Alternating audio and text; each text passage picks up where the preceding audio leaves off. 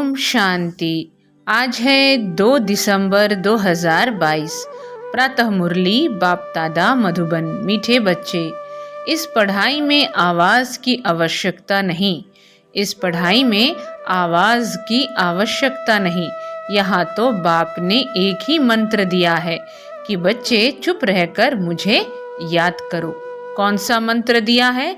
एक ही मंत्र कि चुप रहकर मुझे याद करो। प्रश्न: जिन बच्चों को ईश्वरीय नशा रहता है उनकी निशानी क्या होगी? उत्तर में बाबा बोले, ईश्वरीय नशा जिनमें रहता है वो क्या करते हैं? ईश्वरीय नशे में रहने वाले बच्चों की चलन बड़ी रॉयल होगी। मुख से बहुत कम बोलेंगे, उनके मुख से सदैव रत्न ही निकलेंगे। वैसे भी रॉयल मनुष्य बहुत थोड़ा बोलते हैं। तुम तो ईश्वरीय संतान हो। वैसे भी रॉयल मनुष्य बहुत थोड़ा बोलते हैं। तुम तो ईश्वरीय संतान हो। तुम्हें रॉयल्टी में रहना है। ओम शांति। बेहद का बाप बैठ बेहद के बच्चों को समझाते हैं।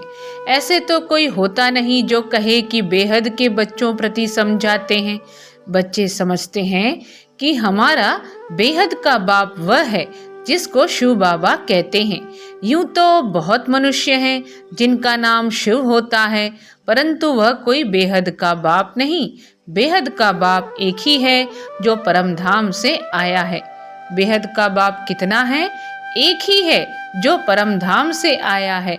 उस निराकार को ही पुकारते हैं, उनको भगवान कहा जाता है। ब्रह्मा विष्णु शंकर देवता हैं। ब्रह्मा विष्णु शंकर देवता हैं। भगवान जो परमधाम में रहते हैं वह सब आत्माओं का बाप है। तुम कोई गुरु गोसाई आदि के आगे नहीं आए हो। तुम जानते हो कि हम बेहद बाप के आगे बैठे हैं।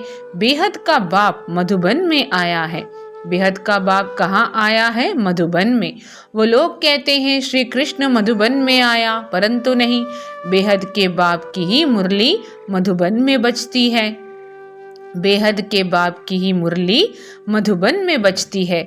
बाप समझाते हैं, मैं कल्प कल्प संगम युग पर आता हूँ ना, कि युगे युगे यह भूल कर दी है जो कहते हैं युगे युगे आता है।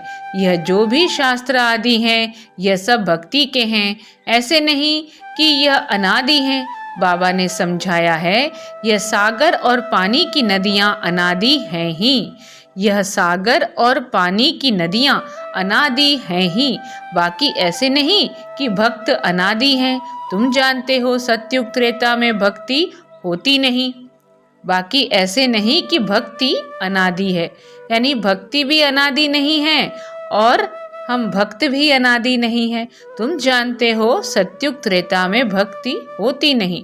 भक्ति शुरू होती है द्वापर में।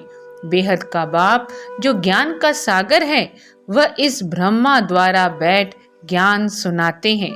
सूक्ष्म वतन में तो नहीं सुनाएंगे।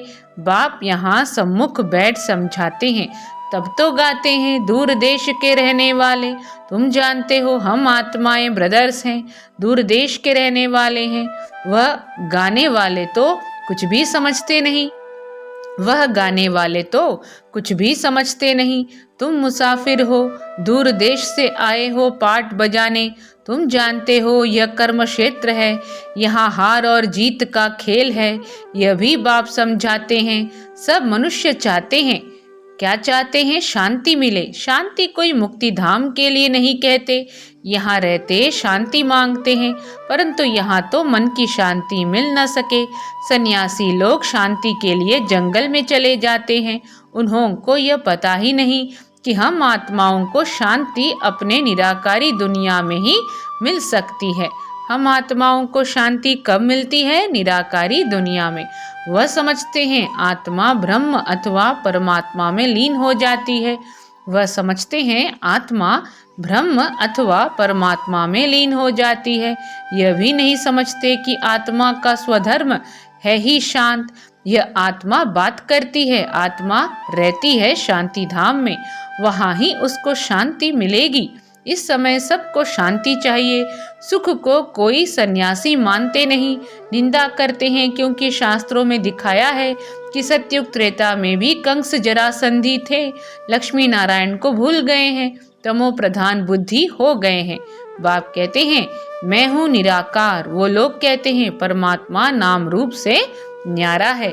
एक तरफ महिमा गाते हैं, फिर कहते हैं सर्वव्यापी है।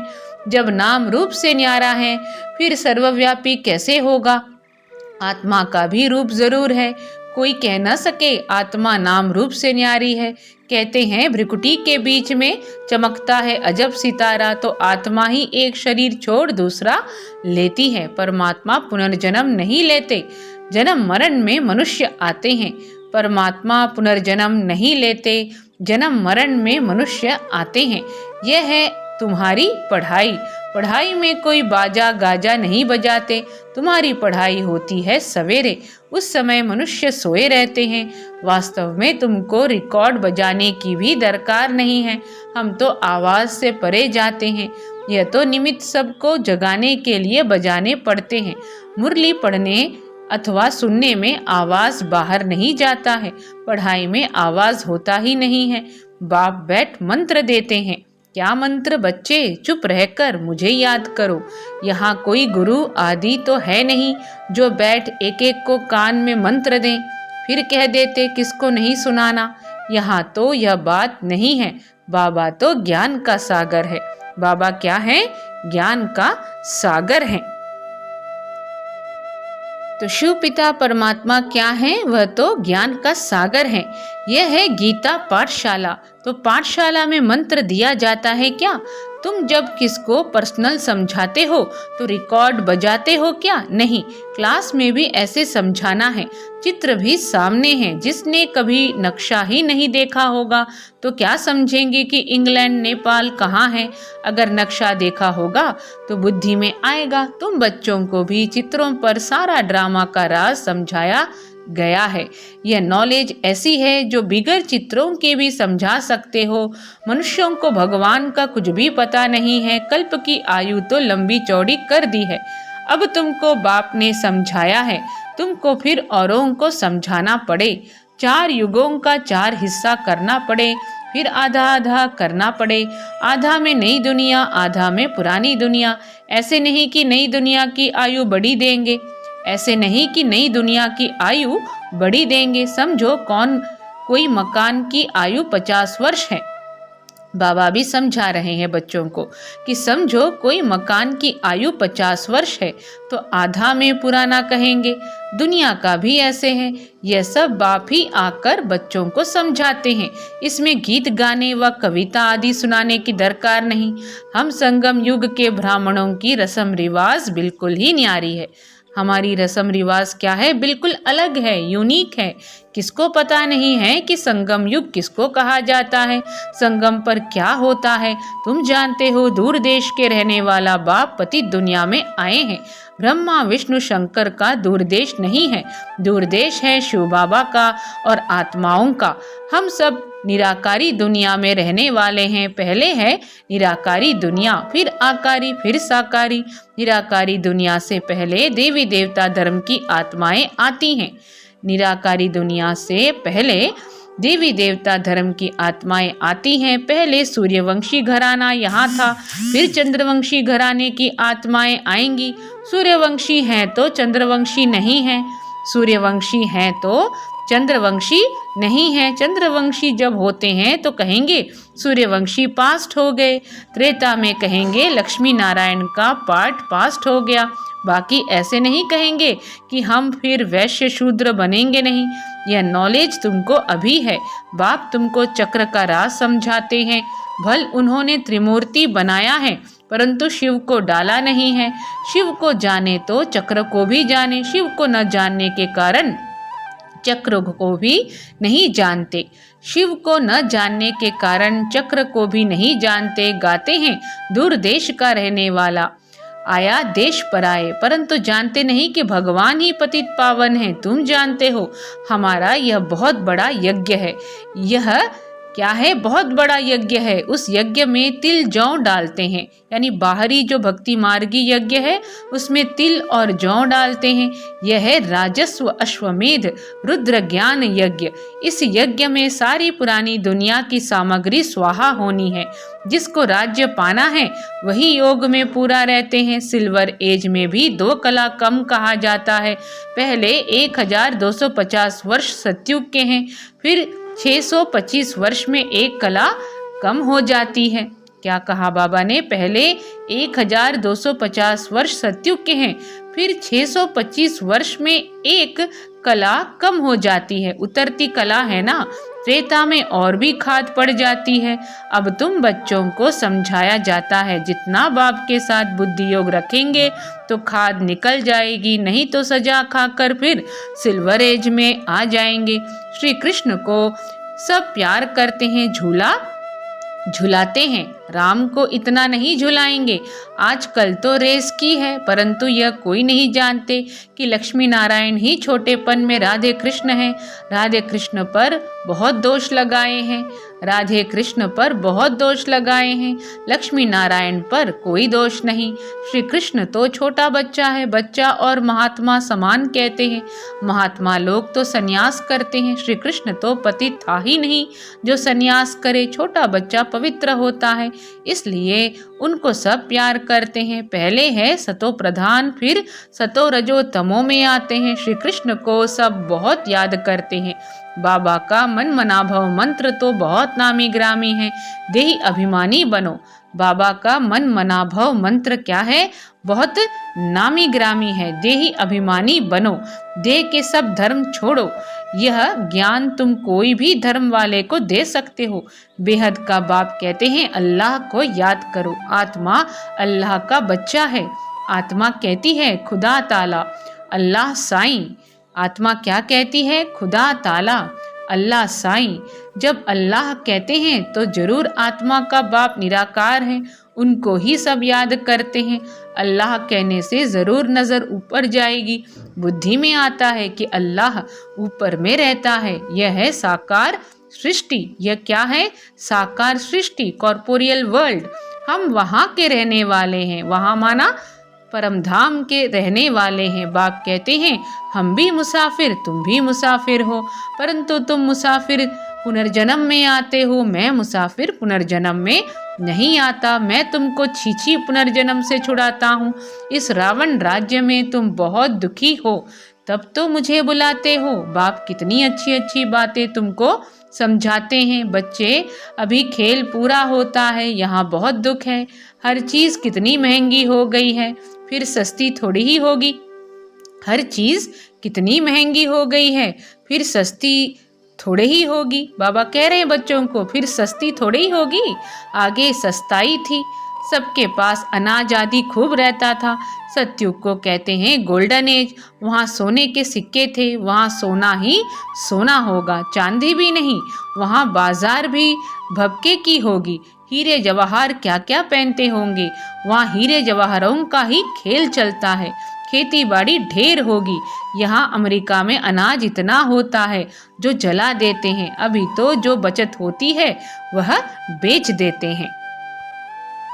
शिव पिता परमात्मा बाबा को इस दुनिया की खबर भी रहती है, तो बाबा ने हमें अमेरिका के बारे में बताया कि अमेरिका में अनाज इतना होता है जो जला देते हैं। अभी तो जो बचत होती है वह बेच देते हैं, भारत को दान करते हैं। भारत की गति देखो क्या हो गई है। बाप कहते हैं मैंने तुमको कितना राज्य भाग्य दिया था। तुम्हारा देवी देवता धर्म बहुत सुख देने वाला है। उनको ही कहा जाता है गोल्डन एज। मोहम्मद गजनवी कितने हीरे जवाहरों के माल लूट कर ऊंट भरा कर ले गया। कितना माल उठाया होगा, कोई हिसाब थोड़े ही कर सकेंगे। अब तुम फिर मालिक बन रहे हो। एक मुसाफिर सारी दुनिया को हसीन बनाने वाला है। कब्रिस्तान को बदल परिस्तान स्थापन करते हैं। यहाँ तुम बच्चे आए हो रिफ्रेश होने, मुसाफिर को याद करते हो। तुम भी मुसाफिर हो, हम भी मुसाफिर हैं। यहाँ आकर 5 तत्वों का शरीर लिया है। सूक्ष्म वतन में 5 तत्व होते नहीं, 5 तत्व यहाँ होते हैं जहाँ तुम पाठ बजाते हो। हमारा असली देश वहाँ है। इस समय आत्मा पतित बन गई है, इसलिए बाप को पुकारते हैं कि आप आओ, आकर हमको पावन बनाओ। रावण ने हमको पतित बनाकर काला कर दिया है। जब से रावण आया है तो हम पतित बने हैं। अब समझते जरूर हैं हम पावन थे, तब तो याद करते हैं, हे पतित पावन आओ। कोई तो है किसको बुलाते हैं, कोई तो है जिसको बुलाते हैं। क्या कहा बाबा ने कि अब समझते जरूर हैं हम पावन थे, तब तो याद करते हैं, हे पतित पावन आओ। कोई तो है जिसको बुलाते हैं। बच्चे बाप को बुलाते हैं, ओ गॉड फादर। इनका नाम ही है हेवनली गॉड फादर। बाबा का नाम क्या है? Heavenly God father. उनका नाम ही है हेवनली गॉड फादर, तो जरूर हेवन ही रचेगा। बाबा ने समझाया है, पढ़ाई में बाजे गाजे की दरकार ही नहीं है। बाबा ने कह दिया है, कोई अच्छे अच्छे रिकॉर्ड हैं जो बाबा ने बनवाए हैं। तो जब देखो उदासी आती है तो अपने को रिफ्रेश करने के लिए भल ऐसे ऐसे गीत बजाओ, परंतु जितना आवाज कम करेंगे तो अच्छा है। रॉयल मनुष्य कम आवाज करते हैं, मुख से थोड़ा बोलना है, जैसे रत्न निकलते हैं। तुम ईश्वर के बच्चे हो तो कितनी रॉयल्टी, कितना तुम्हारे में नशा होना चाहिए।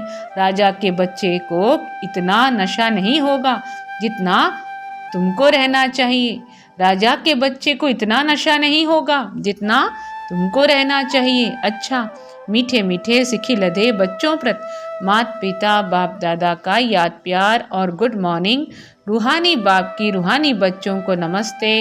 हम रूहानी बच्चों की रूहानी माता पिता बाप दादा को याद प्यार, गुड मॉर्निंग और नमस्ते। आज की धारणा के लिए मुख्य सार, अपने को सदा रिफ्रेश रखना है, मुख से रत्न नहीं निकालने हैं। कभी उदासी आदि आए तो बाबा के बनवाए हुए गीत सुनने हैं। दूसरा पॉइंट है, देही अभिमानी बनने की प्रैक्टिस करनी है। याद में रह खाद निकालने का पुरुषार्थ करना है। वरदान है, एक की याद में मन को एकाग्र कर मन मनाभव रहने वाले एवर रेडी संपूर्ण भव। एक की याद में मन को एकाग्र कर मन मनाभव रहने वाले एवर रेडी संपूर्ण भव। सदैव स्मृति में रखो कि हर समय एवर रेडी रहना है। किसी भी समय कोई भी परिस्थिति आ जाए, लेकिन हम एवर रेडी रहेंगे। कल भी विनाश हो जाए तो हम तैयार हैं। कल भी विनाश हो जाए तो हम तैयार हैं। एवर रेडी अर्थात संपूर्ण। संपूर्ण बनने के लिए एक बाप दूसरा न कोई, यह तैयारी चाहिए। मन सदा एक की तरफ मन मनाभव है तो एवर रेडी बन जाएंगे। एवर रेडी होकर सेवा करो तो सेवा में भी सहयोग मिलेगा, सफलता भी मिलेगी। स्लोगन है, बाप की 1000 गुना मदद के पात्र बनना है तो हिम्मत के कदम आगे बढ़ाओ। बाप की 1000 गुना मदद के पात्र बनना है तो हिम्मत के कदम आगे बढ़ाओ। ओम शांति। सभी को ओम शांति, ओम शांति।